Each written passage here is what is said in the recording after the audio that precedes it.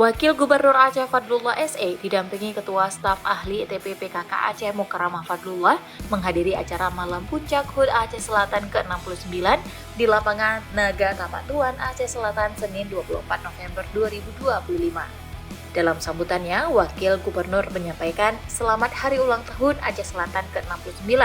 Semoga menjadi Aceh Selatan yang maju, produktif, dan madani. Wagub juga menyampaikan apresiasi atas capaian pembangunan Aceh Selatan yang dinilai mengalami kemajuan signifikan dalam beberapa tahun terakhir.